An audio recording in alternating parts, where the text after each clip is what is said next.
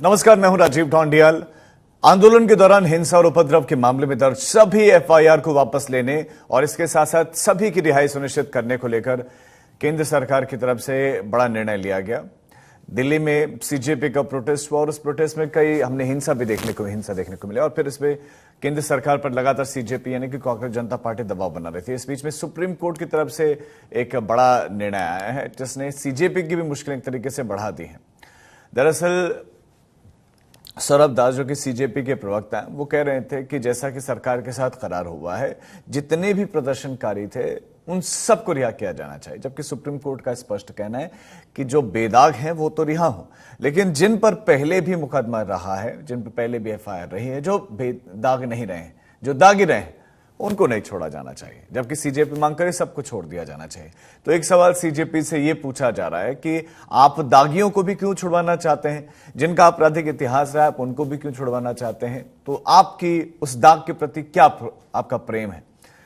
इस बीच में उच्चतम न्यायालय के उक्त आदेश में सीजेपी का बड़ा पेंच ये फंस गया है कि इस मामले में सभी एफआईआर एक मुश्त वापस लेने और सभी की रिहाई सुनिश्चित करने की मांग कर रहे हैं। इसमें आपराधिक प्रवृत्ति के प्रदर्शनकारी भी शामिल है।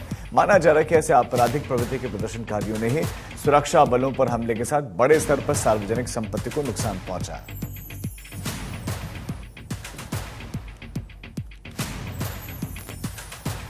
और अब आपको सुनाते हैं सीजेपी प्रवक्ता सौरभ दास का बयान। हम लोगों ने डिक्लेयर किया है कि हमें ऐसा कोई भी ऑर्डर जिसमें जो हमें एक गारंटी दिया है सरकार ने उसका उल्लंघन हो, वैसे कोई भी ऑर्डर या कोई भी डिसीजन स्वीकार नहीं है। छात्रों को जो आपने वादा किया था वो वादा आप रखिए। एंड हम चाहते हैं कि आगे भी चल के अगर कोई भी डिसीजंस होते हैं छात्रों के हित में अगर आप लेते हो और अगर आपने उसको प्रॉमिस किया है तो वो आप रखिए। अगर आप नहीं रखते हो तो हम बता देना चाह रहे हैं कि हम लोग फिर से एक बहुत बड़ा प्रोटेस्ट का ऐलान करेंगे। दिल्ली में होगा, दूसरे स्टेट्स में भी होगा, एक तरीके से पूरा नेशन वाइड हम लोग फिर से प्रोटेस्ट करेंगे। नीट पेपर लीक के बाद से हुई 20 छात्रों की मौत पर हैदराबाद में शांतिपूर्ण प्रदर्शन किया जाएगा आज। दूसरी तरफ अब बिहार के बाद महाराष्ट्र में भी छात्रों पर दर्ज सारी एफआईआर वापस बताया जा रहा है कि ली जाएंगी, यानी कि रद्द कर दी जाएंगी। हमारे साथ हमारे संवाददाता अब्दुल बशीर अब इस खबर पर ज्यादा जानकारी के साथ जुड़ गए। अब्दुल, सबसे पहले तो आज के प्रोटेस्ट के बारे में बताएं, किसने ये प्रोटेस्ट का ऐलान किया है? पिछली बार भी हमने हैदराबाद में कैंडल मार्च निकलते हुए देखा था जब सरकार ने मांगे मान ली थी, और इस प्रोटेस्ट के मद्देनजर क्या तैयारियां हैं? जी, हैदराबाद में सीजेपी के जो तेलंगाना कन्वीनर हैं और यहाँ का जो ग्रुप है, यहाँ के जो लोग हैं पार्टी से जुड़े हुए, वो लोग ने आज ऐलान किया है कि नेकलेस रोड पर पीपल्स प्लाजा में ये जो है सीजेपी की इस जीत को सेलिब्रेट करेंगे और आगे का जो प्लान है इनका रोड मैप होगा उसको डिस्कस करने के लिए यहाँ पर जो सपोर्टर्स हैं उनको एकत्रित होने के का आमंत्रण दिया गया है। पीपल्स प्लाजा में आज 4:30 बजे से ये जश्न होने की तैयारी की जा रही है।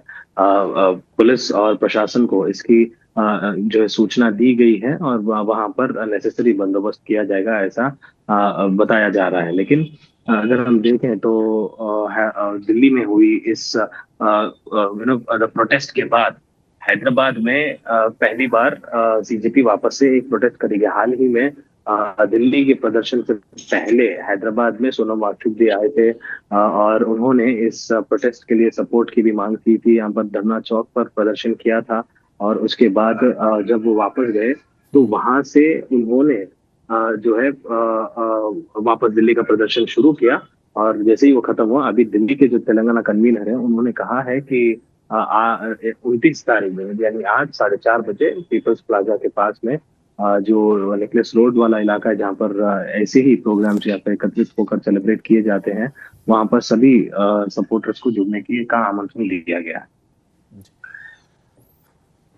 लेकिन एक इस बीच में अब्दुल बशीर, हम ये भी देख रहे हैं कि नई तरह की सियासत शुरू हो गई जब सीजेपी सरकार पर दबाव बना रही है। हालांकि टिप्पणी कोर्ट की तरफ से है, दबाव यह है कि जितने भी प्रदर्शनकारी हैं सब पर दर्ज एफआईआर वापस लो।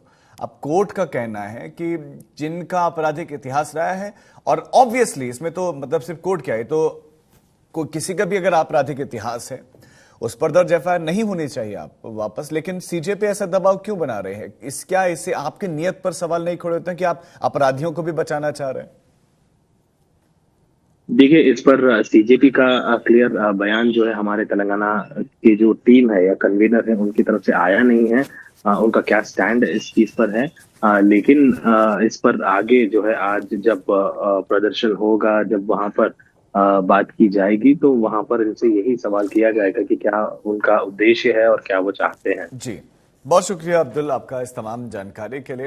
इधर महाराष्ट्र से सत्ता पक्ष श्रीकांत शिंदे तो विपक्ष सुप्रिया सुले ने अपनी बात रखी है। वहीं बिहार और असम के बाद महाराष्ट्र के मुख्यमंत्री देवेंद्र फडणवीस ने भी यह ऐलान कर दिया है कि नीट पेपर लीक के विरोध में हुए प्रदर्शनों के दौरान छात्रों पर दर्ज केस वापस लिए जाएंगे। एनसीपी शरद गुट के विधायक रोहित पवार ने कहा कि केसेस वापस नहीं लिए तो फिर आंदोलन होगा।